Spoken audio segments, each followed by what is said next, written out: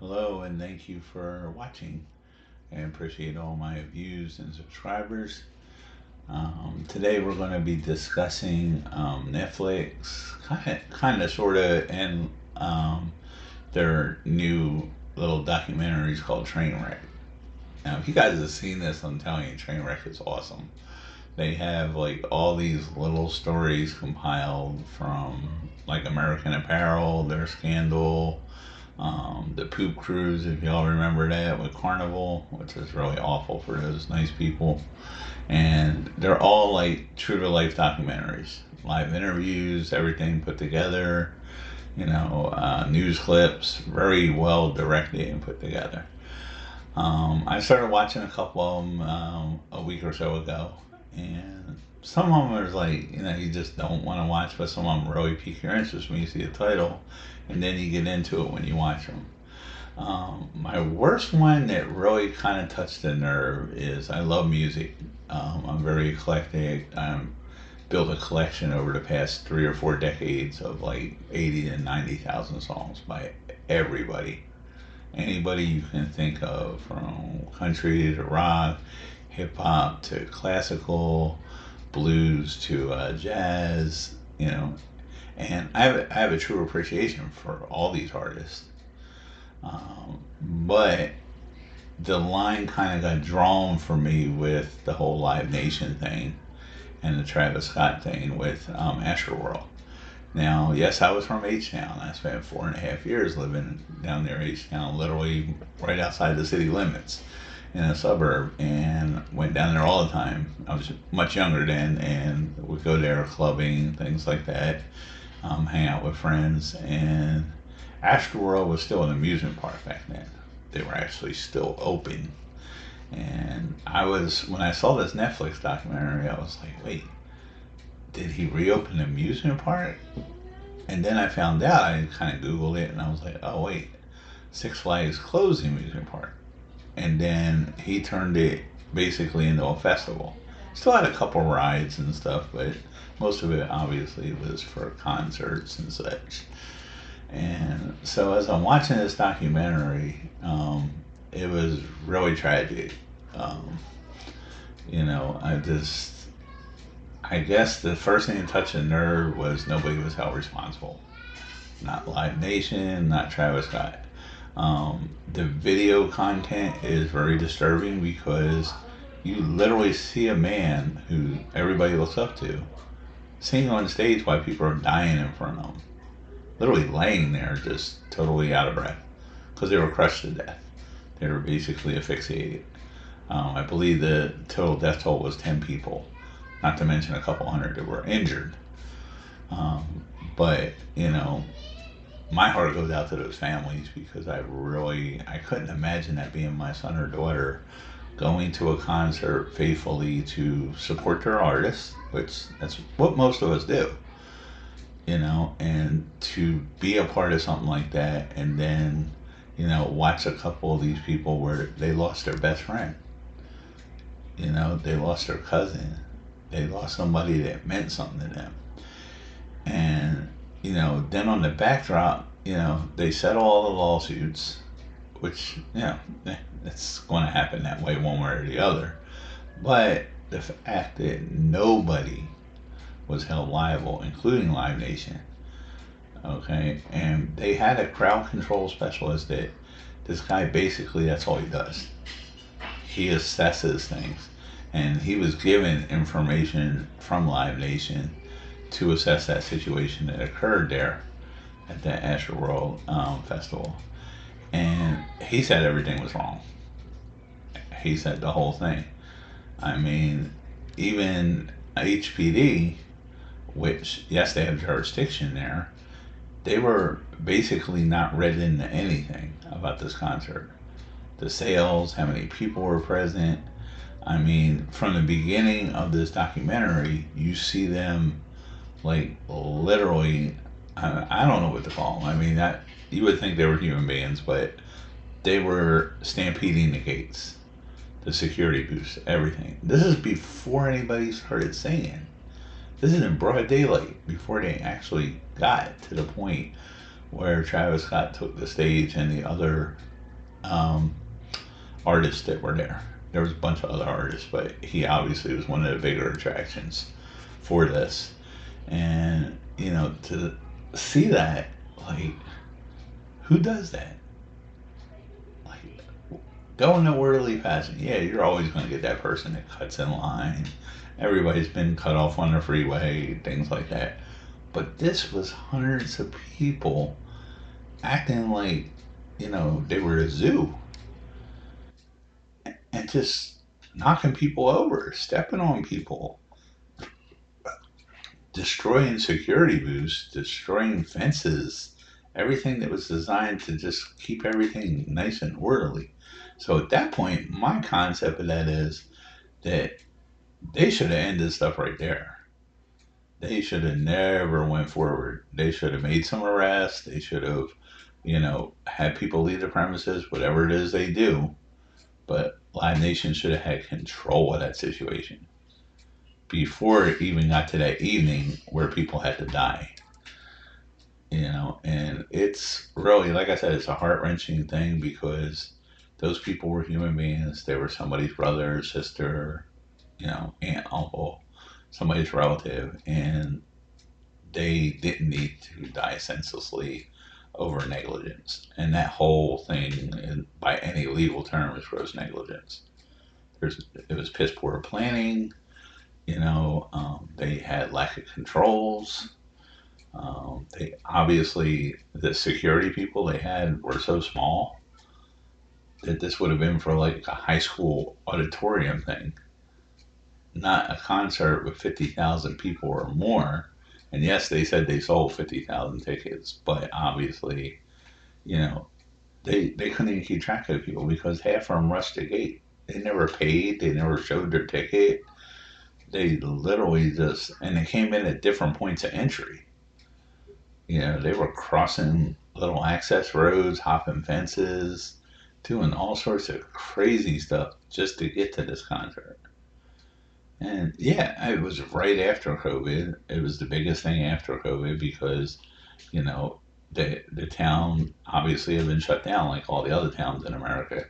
And it being a big city, people looked forward to stuff like that. But it didn't warrant the actions. And it didn't warrant the lack of security, the lack of protocols, the lack of, just common sense to keep people in place and just to have them enjoy a show like they should have, you know. But I mean, on the artist's part, sitting there while asking people were yelling at him to stop the concert. And what does he do? He brings Drake on stage. And they start singing and jumping around. So the whole right side of the stage, they're all having a good time. The whole left side has people dying in front of them, just laying there. People, the medics giving CPR. Some people trying to not be crushed to death because they were being squeezed, and to pull them out. It's a very good documentary, but it's very like it's very touching to sit back and watch it, and then get to the end and realize that there wasn't no responsibility for this. They'll go and do it again, and get away with it. Because I mean, why bother? They got away with it this time. Yeah, they had to go to court. They had to hire lawyers. They had to make some settlements, but never put a dent in what they pull. I mean, they are literally the largest worldwide, and you know, I got to talking with some people about it, and I made the decision. I go to concerts. Some of you may be familiar with the Strawberry Festival in Hillsborough County. Real big deal. Lots of agriculture, lots of snacks, food vendors. Really just a all around good experience. Has some rides, but they also build a brand new stage, and they have people there. I mean, they are popular. They had Nelly this year. They had, I'm trying to even think, just a lot of different country stars were there.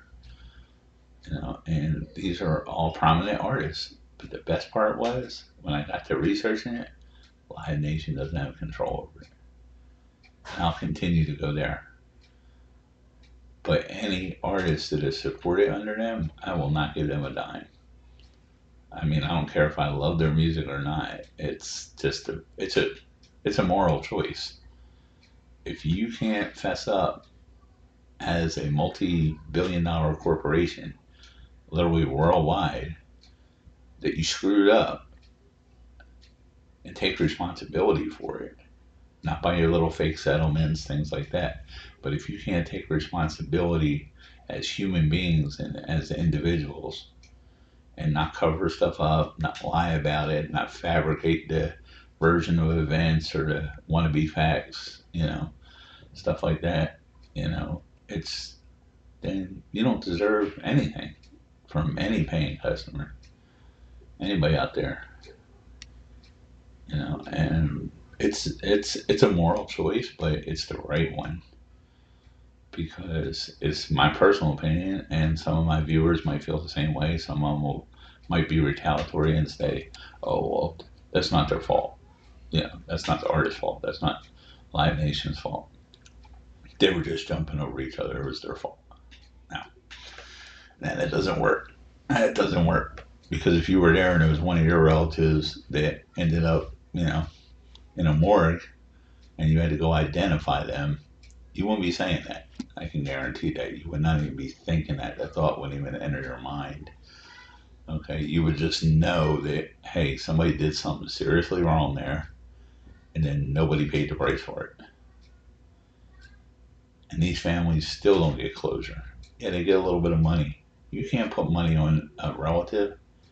They interviewed a mom that to this day goes every day to visit her son's grave. Every day. Without fail. Doesn't matter what the weather's like, what day of the week it is, goes every day. Because a piece of that woman's heart is missing because of the negligence of what happened there.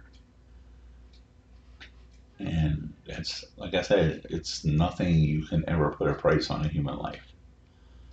It's one of those things that you have to move on from it. It's tragic. But when nobody pays for it, nobody pays the price, nobody steps up and admits and say, hey, we'll do better next time. We'll fix things. They didn't even want to do that. And that's the worst part. It's like a smack in the face to families. Not to mention a couple hundred people that were injured.